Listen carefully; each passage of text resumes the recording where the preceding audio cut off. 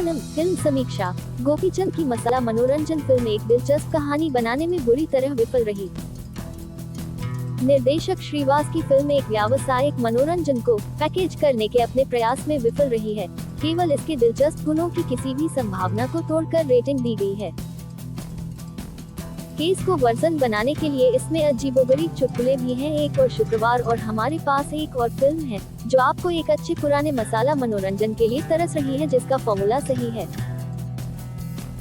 निर्देशक श्रीवास की रामबनम के मामले में सबसे परेशान करने वाला मुद्दा यह है कि यह कई तत्वों कॉमेडी, रोमांस, एक्शन, पंचलाइन और अमानवीय क्षमताओं वाले नायक को कितना खराब तरीके से पेश करती है।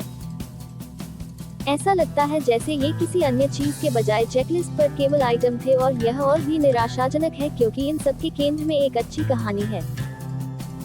ये दो भाइयों राजाराम तेलुगु सिनेमा के प्रमुख जगपति बाबू और विघ्नेश गोपीचंद के बारे में है, जो दो चरम नैतिक लक्ष्यों पर काम करते हैं।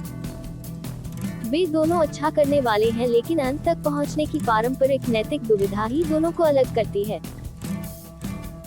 राजाराम एक होटल व्यवसाय एक सीधी रेखा में चलता है और न्याय प्रणाली में विश्वास करता है, लेकिन विक्की आग से लड़ता है। वह रामबनम है, वह तीर जो भगवान राम के धनुष से निकला था।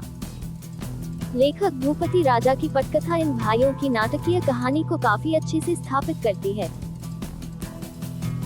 हम एक फ्लैशबैक की ओर खुलते हैं जिसमें दिखाया गया है कि कैसे एक किशोर विक्की राजाराम के कट्टर प्रतिद्वंद्वी पापाराव नासिर के गोदाम को जलाने के बाद कोलकाता भाग जाता है और अपने भाई को गौरवान्वित करने के बाद ही वापस आने की कसम खाता है। वहाँ विक्की उस अमीर से अमीर योजना की बदौलत अमीर और प्रभावशाली बन जाता है, जिसे भारतीय सिनेमा अपराध के अंडरवर्ल्ड में पेश करना पसंद करता है। रामबनम तेलुगु, निर्देशक श्रीवास, कलाकार गोपीचंद, जगपति बाबू, डिम्पल हयाती, खुशबू सुंदर।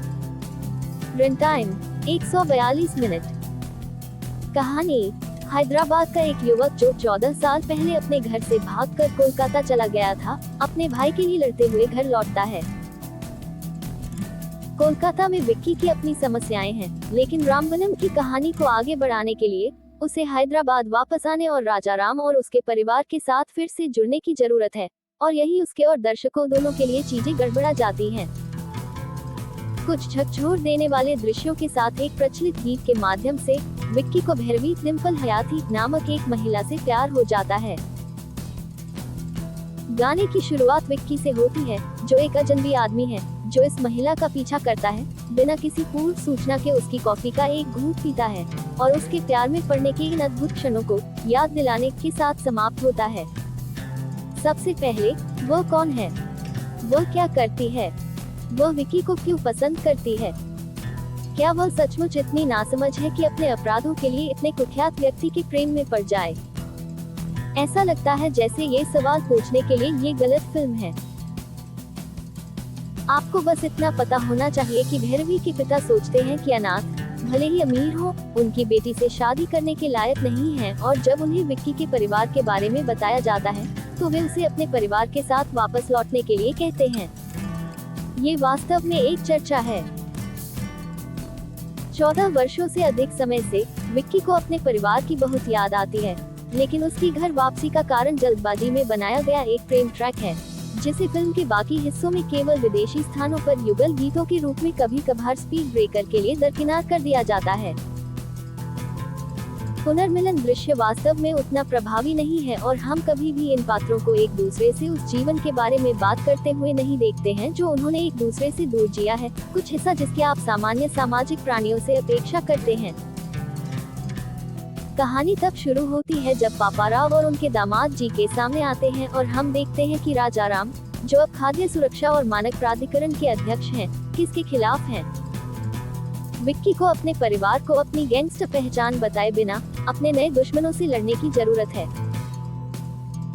रामबनम कम से कम इसके प्रमुख हिस्सों के लिए तब पीड़ित नहीं होता जब ये दो भाइयों उनके दुश्मनों के खिलाफ उनके युद्ध और पारिवारिक नाटक के बारे में अपने केंद्रीय कथानक की लेन पर रहता है। कुछ हिस्से अच्छे पुराने व्यावसायिक मसाला जादू के काम करने के संकेत दिखाते हैं। केवल जब यह आगे बढ़ता है तो ये बुरी तरह से विफल हो जाता है। स्क्रिप्ट में हर जैविक चीज के लिए कुछ अतिरिक्त जोड़ा जाता है। उदाहरण के लिए, एक अच्छी तरह से कोरियोग्राफ किया गया एक्शन सीन है जिसमें विक्की की तुलना भगवान नरसिम्हा क्लासिक से की गई है, लेकिन हमें कोलकाता में एक अनावश्यक फ्लैशबैक लड़ाई भी मिलती है जहां उसे काली के रूप में दिखाया गया है और पृष्ठभूमि में ऐगिरी नंदिनी बज रही है। एक्शन दृश्यों की बात करें तो राजाराम के घर पर सेट एक दृश्य जहां विक्की को बिना ज्यादा शोर मचाए घरेलू आक्रमणकारियों के एक समूह से लड़ना है, एक प्रमुख आकर्षण बनने की क्षमता रखता था, लेकिन दुर्भाग्य से ऐसा नहीं हो सका। अच्छे हास्य कलाकारों की मौजूदगी के बावजूद कॉमेडी भय का विषय है। रामबनम एक और विचित्र फिल्म है जो विषमलैंगिकता की वकालत करती है और समलैंगिकों का विरोध करती है। वेनिला किशोर एक महिला संगीत शिक्षक के रूप में दिखाई देती हैं और लेखन उन्हें एक मार्मिक व्यक्ति के रूप में चित्रित करता है जिससे हर किसी को दूर रहने की जरूरत है। एक बिंदु पर हास्य अभिनेता अली दूसरे पात्र से यह कहते हैं, उससे सावधान रहे क्योंकि वह एक नपुंसक व्यक्ति है और उसके पास पुरुष प्रजनन अंग नहीं है। ये सभी कॉमेडी के बहाने मौजूद हैं। अंत में रामबनम काफी गंदा हो जाता है, यहाँ तक कि पापाराव और जीके के खिलाफ राजाराम और विक्की की लड़ाई से जुड़ा केंद्रीय कथानक भी कुछ बहुत ही पूर्वानुमानित घटनाओं के बाद निराशा में समाप्त हो जाता है। इस कहानी के खलनायक अपने टेम्पलेट संवादों और प्रतिक्रियाओं से अनुभव को और भी कठिन बना देते हैं।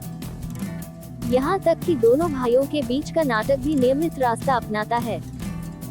दोनों को विभाजित करने वाली संपूर्ण नैतिक दुविधा कहीं भी अनोखी नहीं है। अंत में जब कोई कल्पना करता है कि रामबनम में कितना अच्छा मसाला मनोरंजन करता बनने की क्षमता थी, तो ये परेशान हो जाता है। कहीं न कहीं आप इसके कई वादों को खरीदना शुरू कर देते हैं और आप सभी कृत्रिमता से परे देखना शुरू कर देते हैं, कुछ ताज़ा करने की उम्मीद में। मसाला सिनेमा के प्रशंसकों के लिए कुछ आकर्षक और रामबनम इसे कभी पूरा नहीं करता है।